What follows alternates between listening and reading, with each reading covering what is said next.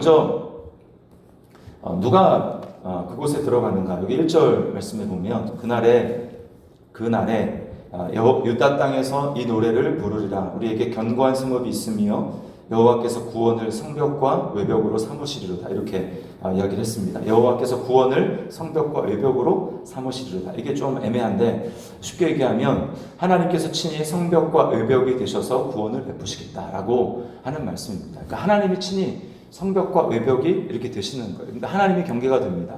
그러니까 하나님 안과 하나님 밖으로 나뉘어지게 되는 것이죠. 여러분, 구원받은 사람은 어디 있겠습니까? 당연히 하나님이 성벽이 되신, 외벽이 되신 그 안에 거하는 사람들이겠죠.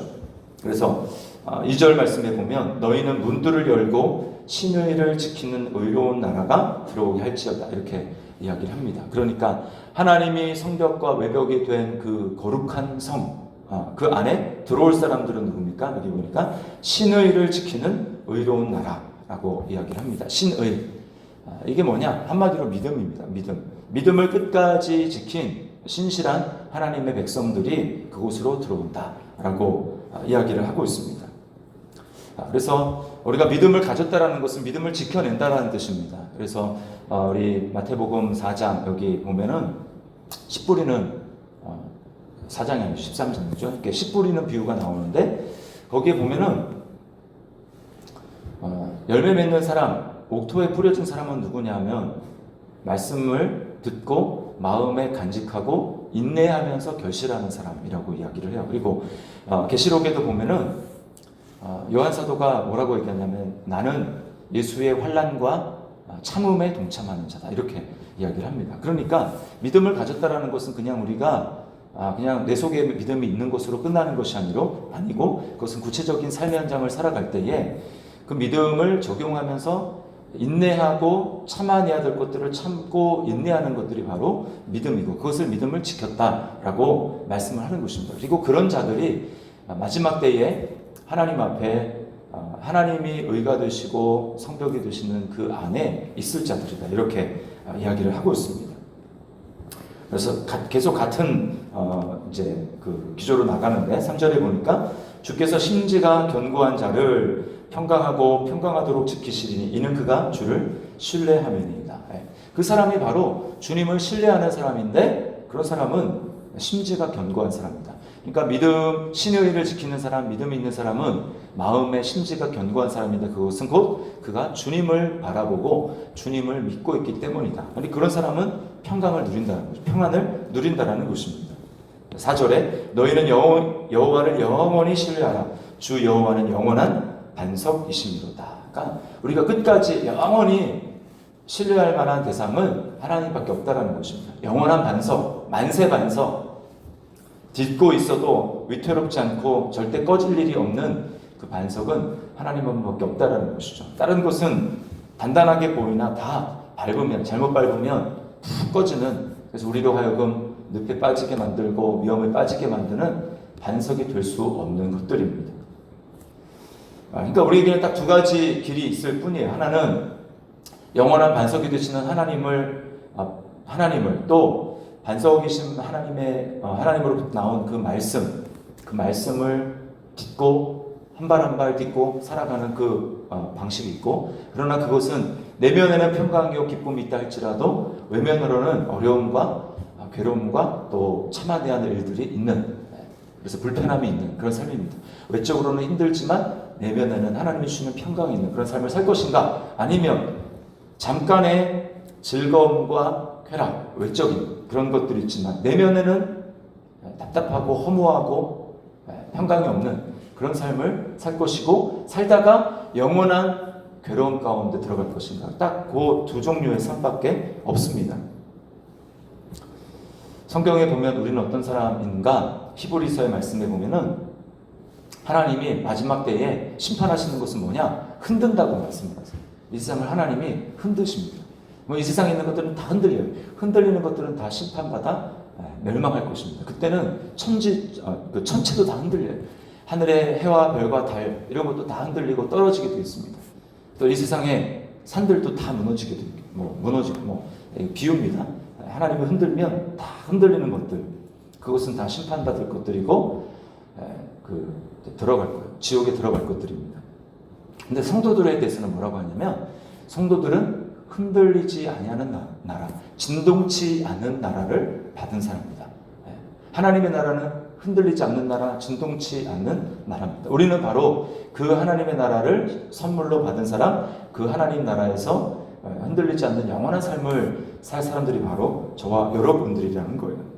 그러므로 우리가 어떻게 이 땅 가운데 살아야 합니까? 우리는 하나님 한 분만을 바라보고 영원한 반석이신 그 반석이신 하나님을 우리가 날마다 의지하고 그분을 붙들며 살아가는 삶, 그것이야말로 평강을, 내면의 평강을 지키는 삶이고 그것이야말로 하나님이 인정하시는 믿음의 삶이고 그것이 신의를 지키는 삶이고 그 사람들만이 마지막 날 하나님 하나님 안에 머무게 될 사람이라는 것입니다. 그래서 믿음이 있다. 하나님 우리를 믿음을 선물로 주셨다라고 하는 것은 바로 그 믿음을 끝까지 유지한다고 하는 뜻인 거예요.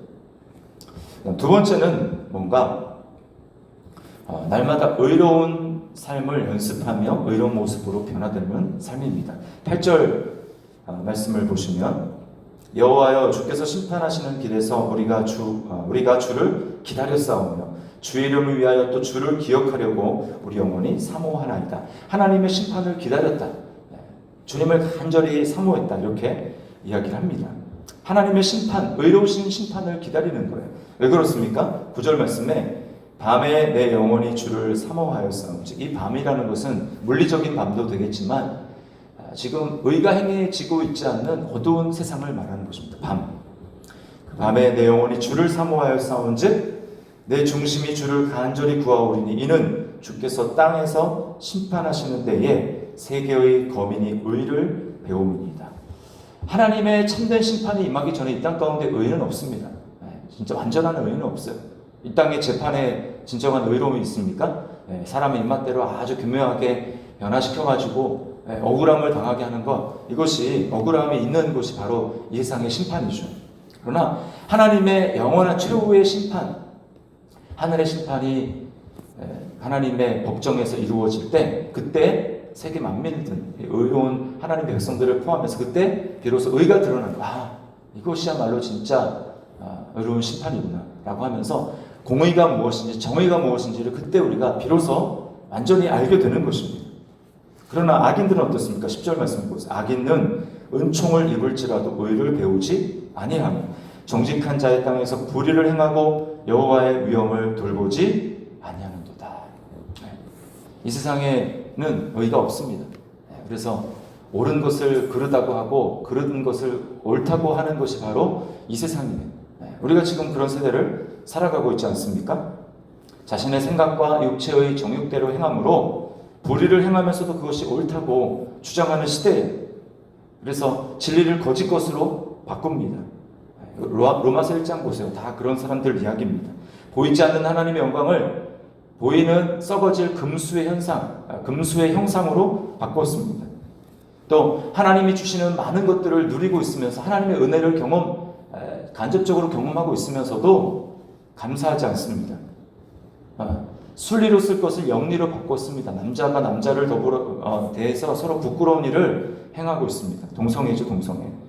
자신의 모습을 정직하게 직면하면서 자신의 중심성과 자기의 이기심과 또 육체의 정욕의 죄를 고백하고 하나님께 돌아오는 것이 아니라 자신이 잘못됐다고 인정하는 것이 아니라 끝까지 자신은 옳고 딴 게 잘못됐다. 나를 지적하는 네가 잘못됐다. 성경이 잘못됐다. 하나님이 없다. 이렇게 이야기하는 것입니다. 그럼 결국 그 사람들이 당할 것은 하나님의 심판밖에 없는 거예요. 그러나 성도들은 어떻습니까?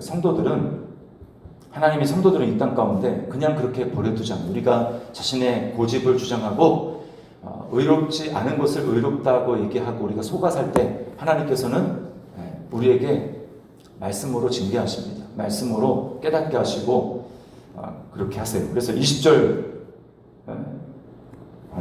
아니고 16절 말씀을 보면 여호와여 그들이 환난 중에서 주를 앙모하여 싸우며 그들이 성도들이죠. 환난 중에 주를 앙모하여 싸우며 주의 징벌이 그들에게 임할 때에 그들이 간절히 주께 기도하였나이다. 이게 바로 성도들의 모습입니다. 성도들은 환난 때 또 하나님의 징벌이 내게 임할 때 어떻게 합니까? 여전히 주님을 앙모합니다. 주님께 여전히 기도합니다. 하나님이 옳습니다. 하나님의 판단이 옳으시고 의롭습니다. 라고 인정하면서 잘못은 내게 있습니다. 라고 하면서 하나님께 고백하고 돌이키는 삶을 사는 것이죠. 하나님이 우리에게 성경을 주신 목적이 바로 그것입니다. 디모데후서 3장 16절 우리가 외운 말씀 있잖아요. 모든 성경은 하나님의 감동으로 된 것으로 교훈과 책망과 우리에게 책망합니다. 맨날 위로만 받고 맨날 격려만 받는 게 우리 성도의 삶이 아니에요. 잘못하면 하나님께서 말씀으로 우리에게 책망하십니다. 그리고 교훈과 책망과 바르게 한 것, 돌이켜야죠. 회개해야죠. 내가 잘못된 길로 가면 말씀의 책망을 듣고 돌이켜야죠. 그리고 의로 교육하기에 유익하네. 의로 교육하는 것입니다. 하나님이 우리에게. 그 길은 옳지 않다. 그 길은 사망의 길이다. 그 길은 멸망의 길이다.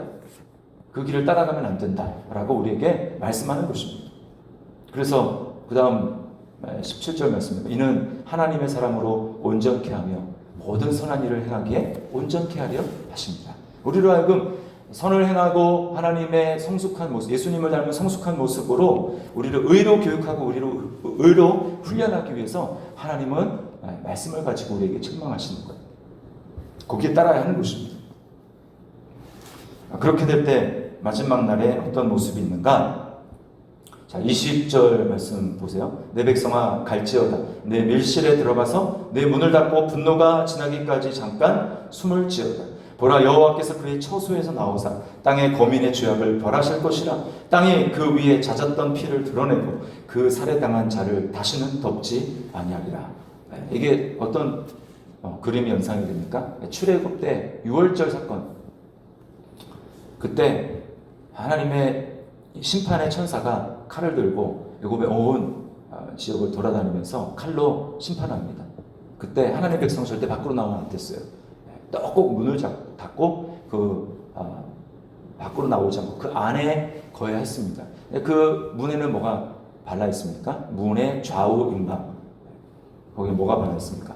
어린 양의 피가 발라 있죠. 어린 양의 피가 발라 있고 그들은 그 밖에 나오지 않고 여기 밀실이라고 이렇게 표현돼 그 안에 머물면서 곡소리를 듣는 것입니다. 다니면서 애굽의 모든 장자들 재앙이 임할 때 곡소리가 났어요. 이게 마지막 때 우리에게 일어날 하나님의 심판의 모습인 것입니다. 여기 27장 1절에는 하나님이 마지막 때 리워야단을 멸하신다 이렇게 얘기를 했는데 여기 뭐 뱀이라고도 하고 또 용이라고 하다는데 이게 사단입니다. 사단. 우리는 어떻게 살아야 되겠습니까? 하나님이 먼저 우리를 의롭다고 선포하시고 이 땅 가운데 이제 날마다 우리는 말씀을 가지고 훈련하면서 말씀의 연단을 받아야 해요. 그래서 그걸 보여주는 게 6월절 사건으로 끝난 것이 아니라 이스라엘 백성들을 하나님이 애굽에서 건져내셔서 그때부터 광야 생활이 시작이 되는 것입니다. 광야 생활은 뭐예요? 이 말씀대로 사는 훈련입니다. 전에는 자신의 생각대로 살았습니다. 전에는 자신의 정욕대로 살았습니다. 근데 이제 그들이 구출받고 세례받고 하나님의 백성이 거룩한 하나님의 백성이 된 다음에 어떻게 삽니까? 이제 하나님이 만나로 훈련하시는 거예요. 만나는 하나님의 말씀을 상징하는 것입니다. 만나를 내려 야 너희가 먹고 살려거든 매일 아침 일찍 나가야 된다. 뭐 늦게 나가도 되겠지. 그리고 늦게 나가면 없어요. 다 쓰러져서 만나가 없습니다. 깜짝 놀라서 그 다음 날에는 그러면 이틀치를 내가 모아야지. 하나님 매일매일 나가라고 하셨는데 이틀치를 모아야지. 이틀치 모아놓은 거 다 썩습니다. 하루치밖에 안 남고 다 썩었어요. 벌레가 생기고 냄새가 났습니다. 또 그 다음 날이 안식일입니다. 자, 내일은 안식일이니까 만나가 안 내린다. 너희는 이틀치를 다 호멜에다가 거두어라. 그래서 뭐 매일매일 내리는데 무슨 내일이라고 안 내려. 그리고 안식일 날 거두러 나갔다가 진짜 안 내렸어요. 뭘 보여주는 것입니까? 하나님이 만나를 통해서 이스라엘 백성들에게 내 말대로 된다라는 거 하나님이 훈련시키는 거예요. 그래서 광야 생활은 말씀의 훈련입니다. 이스라엘 백성의 신명기 8장 3절 그 이하의 말씀에 보면 뭐라고 말씀합니까? 너희 조상들도 알지 못한 그 만나를 너희가 먹은 것은 사람이 떡으로만 사는 것이 아니요 여호와의 입에서 나오는 모든 말씀으로 사는 줄을 알게 하려 함이라. 이렇게 말씀하는 것입니다. 그래서 이 땅 가운데, 이 땅이 광야 아닙니까? 우리가 구원받고 이제 백성으로 살아가는데 하루하루 우리가 의로 살아야 될 것은 곧 다른 것으로 사는 것이 아니라 하나님의 말씀을 가지고 훈련하는 것입니다. 내 생각이 아니고 내 정욕이 아니고 내가 하고 싶은 대로 사는 것이 아니고 하나님의 말씀을 통하여서 내가 때로는 교훈을, 때로는 책망을, 때로는 의로 교육하시는 하나님의 말씀을 따라서 우리가 살아가는 것. 그래서 우리는 성도는 징계를 통해서 하나님의 마지막 심판을 쌓아놨다가 우리에게 한꺼번에 심판하시는 것이 아니고 그것은 믿지 않는 사람들이 받는 심판이고 우리는 그때 하나님이 징계하시는 거예요. 말씀으로, 환경으로. 그래서 귀를 기울여야 됩니다. 하나님 오늘 나에게 어떤 만나로, 어떤 말씀으로 내 삶을 인도하시고 어떻게 행하기를 원하시는가. 거기에 하나님 귀를 기울이고 우리는 말씀에 의롭게 하시는 그 삶의 훈련을 받아야 하는 거예요. 오늘 이 말씀을 기억하면서 하나님을 신뢰하며 살고 영원한 반석이 되신 하나님을 신뢰하며 인내로 살며 또한 이 땅 가운데 말씀으로 훈련하며 의로운 삶을 훈련하며 나아가는 저와 여러분의 삶이 될 수 있기를 주님의 이름으로 축원합니다. 기도하겠습니다. 하나님 아버지 감사합니다. 오늘 말씀을 통하여서 우리가 어떻게 살아가야 될지를 깨닫습니다. 주님, 우리에게 믿음을 주신 것 감사한데 이 믿음을 가지고 날마다 삶의 현장에서 주님을 신뢰하며 믿음을 가지고 인내하며 살아갈 수 있도록 도와주시옵소서. 또 안 믿는 사람들, 그들은 어려움을 당한다 할지라도 의를 배우지 않지만 우리가 어려움을 당하고 징계의 삶을 또 있을 때에 말씀으로 훈련하며 의로운 삶을 날마다 살아가기로 결단하는 우리의 성도의 아름다운 삶이 될 수 있도록 하나님이 인정하는 삶이 될 수 있도록 인도하여 주시옵소서. 날마다 삶 가운데 매일의 의의 양식, 말씀의 양식을 주님 앞에 구하고 주의 음성을 구하며 그래서 내 삶을 그 말씀 위에 한 걸음 한 걸음 세워 나아가는 복된 삶이 될 수 있도록 주님이 은혜를 베풀어 주시옵소서. 오늘도 그 말씀과 더불어 주님 교제하며 그렇게 주님과 동행하는 삶을 살아갈 수 있도록 우리에게 함께하여 주시옵소서.